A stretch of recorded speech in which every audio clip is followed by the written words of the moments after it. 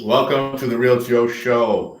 We are live with Stewart Downey over in Burn, North Carolina. We're going to be talking about listings, and we're going to be talking about listings, and we're going to be talking about listings, and we might throw in some coaching tips in there too. So, real estate's about listings, and Stewart is a master at that. He might argue that point. We're going to get into it. Welcome, Stewart. Thank you, my friend. I'm privileged to be here. Thanks for coming on. This is going to be some fun. So this show is all about real estate, geared towards informing real estate agents and professionals about what's going on, what's trending, some tips and tricks. And let's jump into how you got where you are. Like I said, you are a listing specialist. It says so underneath your head. And how did you get to this point to be a listing specialist? Well, honestly, kicking and screaming. I started in real estate back in 2013 because that's what my family's always done. And my degree set really doesn't make you hireable. I've got a bachelor's degree in history and wasn't much to do with that. So jumped into real estate and I worked with buyers for the first 3.5 years of my career. And to be completely honest, I thought I was amazing. I really did. But at some point, my boss, Donna, she owns and operates the team that I work under. She said, I really would like you to come and list houses for me. And she'd done this like a number of times as I was a buyer specialist and was running through it. And I was like, no. And then finally she said, listen, you're going to list houses on our team or you're going to go find other employment. Ooh. And I said, okay, great. And so that was January of 2017. And that year I listed 107 houses. So all of the credit is to Donna on that one because she knew me and understood what I was good at and wanted and fought for me to get into the position that I should have been in. So what is that switch? What's the it's not a secret. What's the technique or what is the talent that you have that you put 107 homes under agreement? What did she see in you? I don't know that it's like I have a hard time calling myself talented. That's always been an issue of mine. I think that I just really understood the mechanics of what we were doing. Like if I can boil something down to its simplest possible like idea and concept, I can run with that. And so for listings, there were people that had houses and there are people that had a need to sell houses. Specifically, this was when expireds were rampant. It was 2017. So we had a lot of expireds in our market. So they said, listen, if you look for expired listings and you call them or you send them mail or you go knock on their door, they've already expressed a need for an agent. They've already expressed a desire to hire an agent. And therefore, they're more likely to hire you than someone who has not expressed that interest or need. So go there. Right. Makes sense. They raised their hand, said, pick me. Yeah. And so you just make 57 phone calls a day, and Robert's your mother's brother, you take 107 listings. Okay, so that's I think you might have sped that one up a little bit too fast. So these 107 listings, you generated all those calls, all those appointments yourself, or did you have a system behind you? The bulk of it was me on a phone. I had Vulcan 7. Which is, I think, a great resource. It's got an auto dialer in it, one at a time, and you can just call through and make your calls. So I had this little wonderful system, and you just hit start. Go ahead. Sorry, I got a little feedback. Could you repeat that? The system you use? Yeah, it's Vulcan 7. I had some issues on my end. I am sorry. It's Vulcan 7. Okay, go ahead. You have good sound. I don't. Go ahead. Yeah. So Vulcan 7. Yeah. Okay. Good. Yeah. So it's got the dialer in there, and the cool thing about having the dialer is it eliminates call bias. You load in your list, you hit start, and you go, and that's what you do. So, am I having issues? 57 calls a day. How much time was that? Typically 2.5 hours of just dead on dedicated calls. 57 dials. That's pretty impressive. Yeah. Well, you eliminate enough distraction. How many talk-tos would you get with that on average? Typically 20, 25. Right around and a half. That's good. And what about your appointment settings? How many calls I does it would take to set. get an appointment?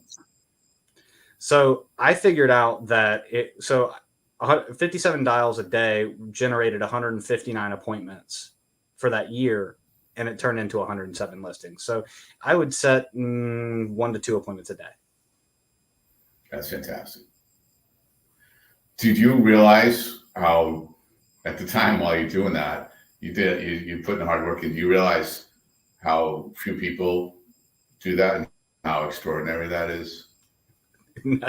Honestly, it never occurred to me and still hasn't. Because again, I'm always going to be the person that assumes the best. And so the way that I see it is if people aren't doing that, it tells me that they just don't have a need to do that or haven't decided to put it in that gear. That's a nice way of putting that. Yeah, I agree, and that's fantastic. So your close ratio is pretty good too, from 159 appointments to 107 listings. Mm-hmm. Yeah, just a hair under 70%, I think. Okay, and how do you feel about that? What was your goal? 70% was actually the number, so I missed it very, very shy. That was exactly what I wanted.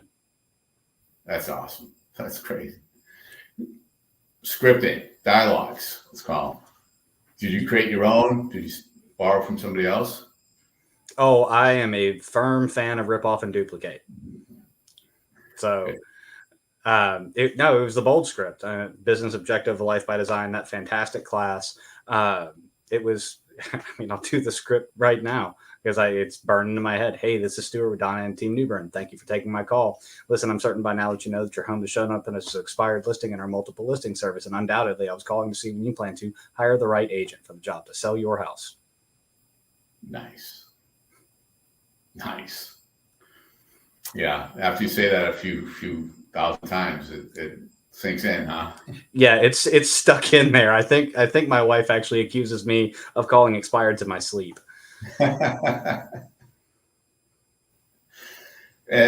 So what's interesting about dialogues, a lot of people shy away from them because they don't feel they're natural. Somebody just heard what you just did. It doesn't sound natural. Yeah, you've said that so many times. You can say it naturally. You can say it as quick as you want, as slow as you want, as meaningful as you want. It becomes part of you, correct? Absolutely. I mean, can I be edgy on this? Like, can I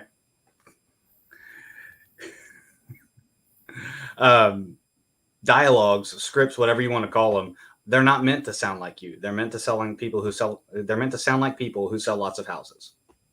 Right. Good point. I like that.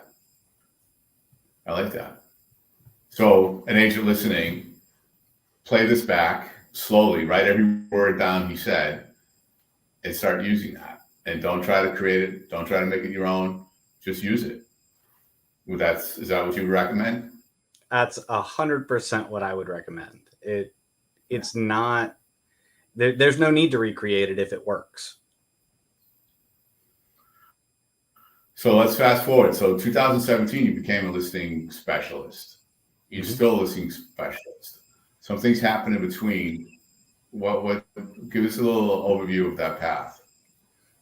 So the in between, after that first year, I will be completely candid with you. After that first year in listings, I was burnt out. I was tired, and I was just kind of over that part of the business.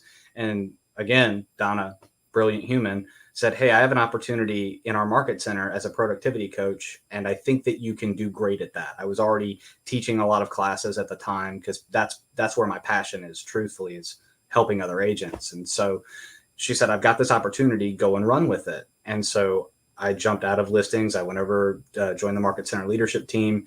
I did the productivity coaching role for about a year and a half.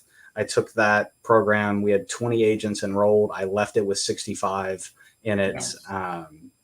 And this is in a market of, I think there are 400 agents in our board, and we've got about 200 of them at Keller Williams in New Bern. So we hold a big market share. And because of the success we had there, I got a call for a team leader opportunity that moved me across the state to Asheville.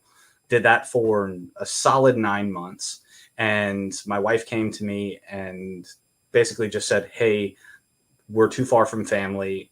I can't." And this was during COVID too. So we're like isolated upon isolated. And she said, I can't stay here. And I was like, okay. And I went and quit the next day. Wow. I gave notice. Like I obviously worked it out, but mama wasn't happy, and that's all that matters. Yeah, yeah, good point. You're a good husband. That's why you're still married, right? Exactly.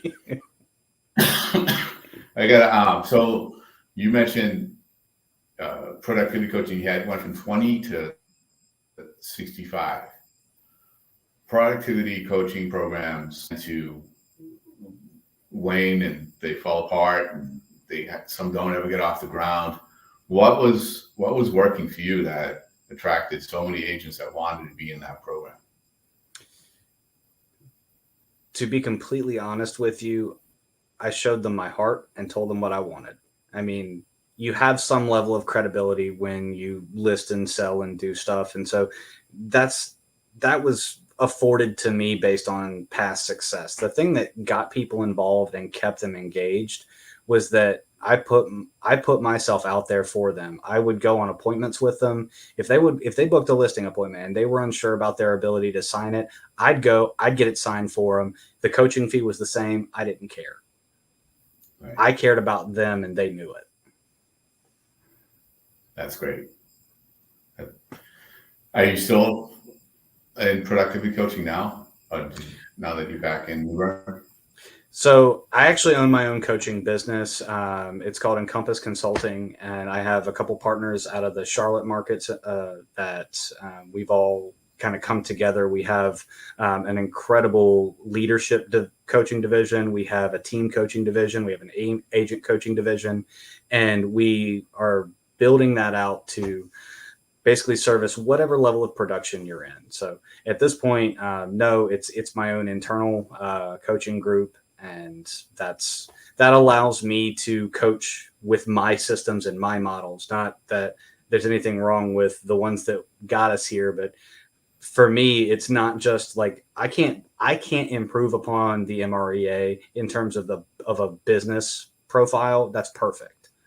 What I can do is take that and talk about what areas of your life are important and how I can help you get that life side along with business coaching. So that's really my niche as a coach.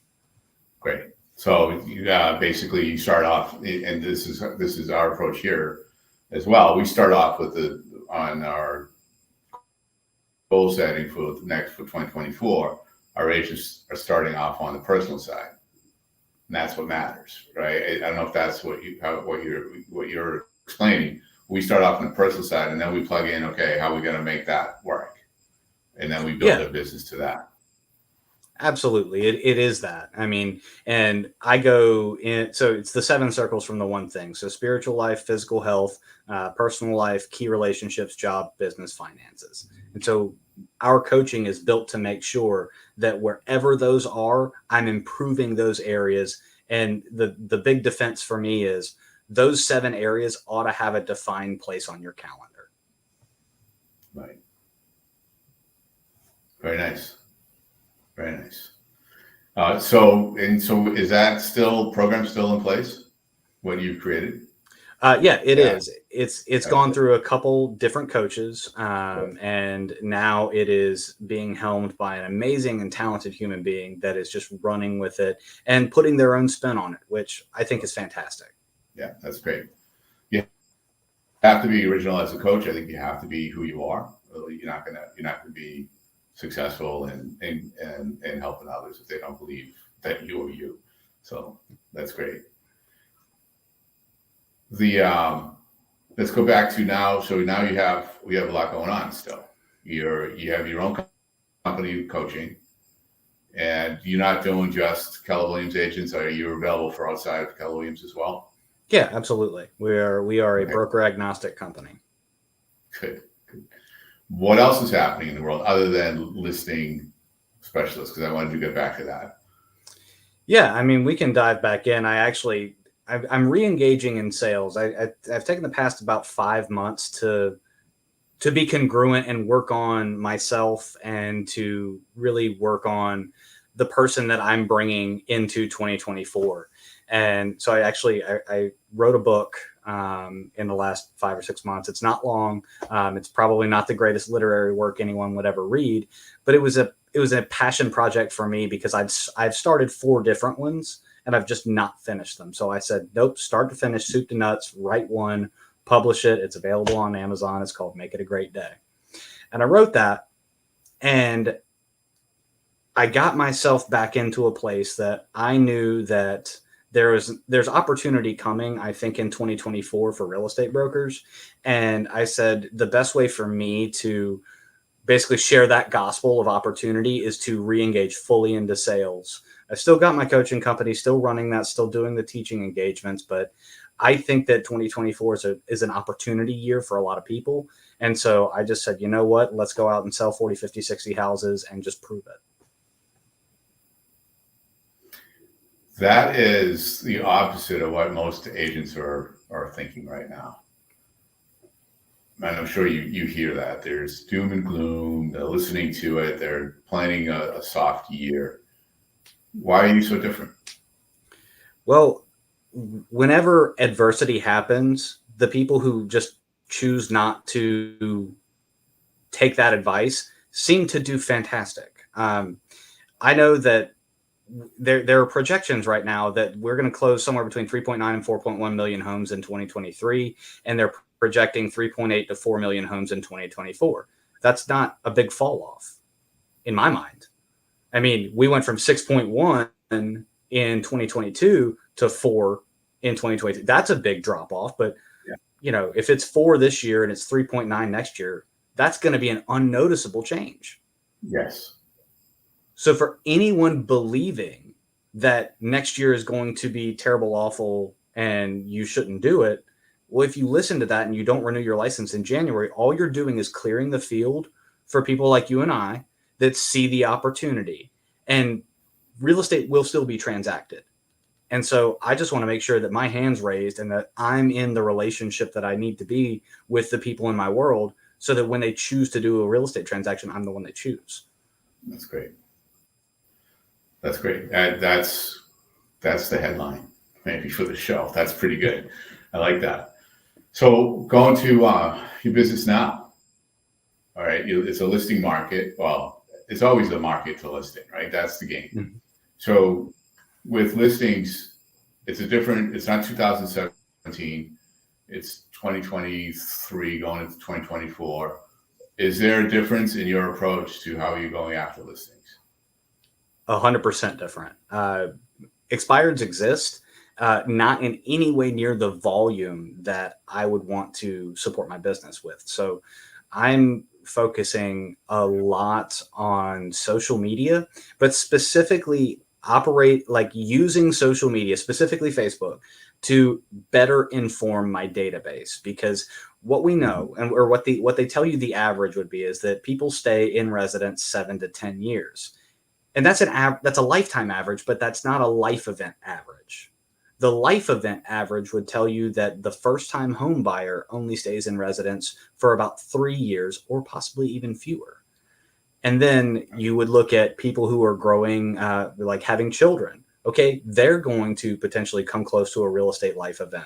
Okay, what about marriage? What about divorce? What about death? What about downsizing?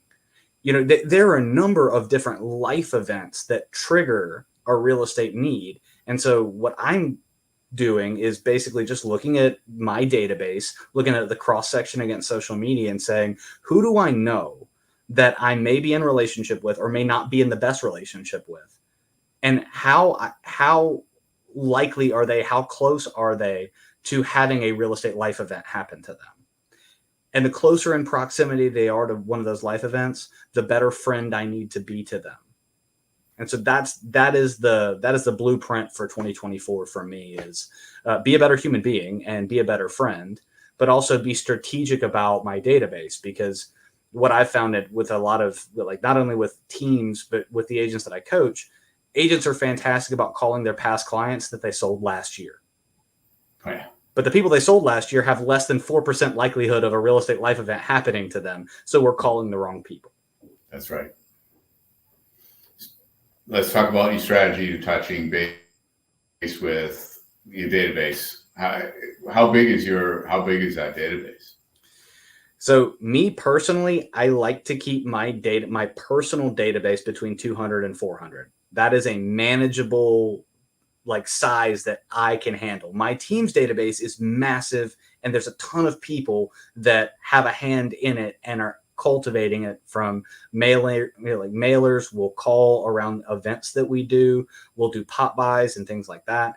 But my main focus is 200 to 400 people, because those are the folks that I know I'm not going to get overwhelmed making a phone call once a quarter and just checking in. And in that 200 to 400, there's somewhere between 40 and probably 100 transactions that are going to take place with those people, or those people that they know. So is your solo effort on your sphere of influence, or are you looking at the database of the entire team, or just allowing that to happen on its own? So the team does such a great job at what they're doing that I don't want to step on that. What I'm doing is I'm adding a layer of touches that are specific and personal from me. So basically, I'm looking at it saying, how can I enhance what my team's already doing? Now, if I wasn't so inclined, if I wasn't in this world, I would just look at the 200 to 400 people and say, all right, they're going to get an email every month, maybe two. They're going to get a phone call. And then what else would I build around it to just stay top of mind? Yeah. Now, so your team does the events, and you invite your 200 to 400 in there. Absolutely. Okay, good. That's great. That's great leverage for you. It's Even amazing. You're a team member. You're using the team as leverage for your own personal business, your own sphere. Well, yeah, because when I wasn't actively selling, when I was off in Asheville or when I was a productivity coach, I left my database with the team. I wasn't actively competing against it. People, I've been asked this question before, and they're like, why don't you build a team? You know how to do it, and you coach people to do it. And I said, why would I do for myself what's already been done for myself? It's already there, and I have an incredible group of people around me, and I don't want to go out and try to recreate that. I can use it, and I can provide the life that I want to have. Right. Well, along with that, I know a lot of agents don't understand the responsibility to be a team leader, to be in charge of people's livelihoods, and not just their livelihood, but their family, and how many people that it affects. And that's all on the leader's shoulders to take care of that. Mm-hmm. So while you're getting the benefit of having all that without having that massive responsibility, not only on payroll, just the emotional piece of it. You do what you do, and you go off, and you can now add other layers to your world, like you were saying, like you're doing. That's fantastic. Yeah. Is this by design? Yeah, absolutely. My life, I know what I was built for. I was built to train people up, to be the person that if you're struggling, if something's hard, I'm the one that you want in your corner. I'm going to give you everything I got. And I can do that in real estate, and that's fantastic. I love my clients and the ability that I have to help them. But my true passion is for agents. And so I need to be relevant to agents. So I need to maintain a sales business. The team allows me the leverage to maintain the sales business, to be in the weeds with my agents that I coach, to bring in the best practices. But it also gives me the platform, that leverage gives me the platform to go out and build what truly is what I desire to be doing. If you told me tomorrow that I could never sell a house again and coach full time, I'd say I'd still need to sell some houses because my agents deserve that. Yeah, that's great. And there's a theory, there are some companies, some theories where the coaches never even did real estate. Which I don't understand that methodology. I guess what they are doing is teaching one thing and one thing only, so they become experts in that single subject matter, not the nuances and the variety of ways to go about real estate. Yeah, and they're not going to be able to change as quickly as markets change. I mean, I always tell people, I'm like, look, Butch Harmon never won a major, but he coached Tiger to win 15. So I'm not saying you have to be an expert in the field or have done it yourself, but you have to know something about it. And you can either get that scholastically or by falling off of bicycles like I like to do. So however you come at it, I think if your goal's right and help people, good for them. But maybe I just like to learn by doing, and that's my craft. So before, what if somebody wanted to get into the coaching, if they feel that passion, they're not sure they have the skill set to do that. First of all, how do they recognize that they have the skill set? And then how do they go about to develop that skill so that they can actually feel confident and get in front of people and start coaching and training? Decide what you want to master first. Like there's got to be, you have to start small. I think if you have a passion for people, you can go a long way on passion and people will follow you on passion alone. And I think that when you get to a place that you're willing to show imperfection, like people will follow imperfection, not perfection. But start with something that you want to just know better than anyone and build everything off of that. Because if you look at my training journey, when I started coaching, my ability to diagnose a P&L was not very good. Today, I'm stellar at it. I started with, look, if I can just help you put a lot of money in, I can get you the disposable income to hire somebody who's better than me at a P&L. So I started with what I know, which is how to get people into production fast. And I know how to do that. And from there, I just built on what I knew was my skill set. So everyone's good at something. Everyone's better at someone else at one specific thing. Whatever that is, make that your driving force and run with it. Gotcha. So when you're coaching somebody and you are focused on that one, at what point do you feel confident? How do you get that additional knowledge about other practices, other opportunities when you're so focused on that one thing? How do you broaden that to be able to service a multitude of agents? Well, it either happens naturally or it doesn't. So if it happens naturally, you'll get really good at that one thing, and then there's just a little road that goes off this way, and you're like, oh, well, this is something that I can add to it, and then you add, and then you go master that. If that doesn't happen, and you just get laser focused at one thing, be the coach of one thing. There's a book about it. If you're the best at one thing, like Aaron Kaufman, the KW effect. He's the best at teaching why profit share at Keller Williams is amazing and a great opportunity. He doesn't teach anything else. He teaches that. And That's right. I don't think he wants to teach anything else. I don't think, well, okay, I'm going to say this in the most loving way possible because he can be great at whatever he wants, but I know he's great at this, and I don't think it requires a lot of effort for him to be great at this. Perhaps there's another thing that he could teach that would require effort. Like if we turn the camera back on me, it took me a while to learn P&Ls. It took me a while to get good at those. And at the beginning, it was tough. So, yeah. Good. So listing agent, you get your own coaching company. What are your days like? That sounds like a massive workload. You're married, you have kids. What's life like? Life is busy, which is the way that I need it to be. If life isn't busy, I don't deal well with inactivity. I think you had the ADHD coach on, and I really resonated with that. I was like, I understand that because I have a varied amount of interests. So for me, if I'm not busy, if I wasn't doing all of these things, every one of these things would suffer. If I'm not actively engaged in doing multiple tasks, then whatever one thing I'm focusing on, if I don't have an outlet for just my massive amounts of energy, then everything's going to suffer. So for me, it's out of necessity. If I'm not doing 5-10 things at a time, I don't do well.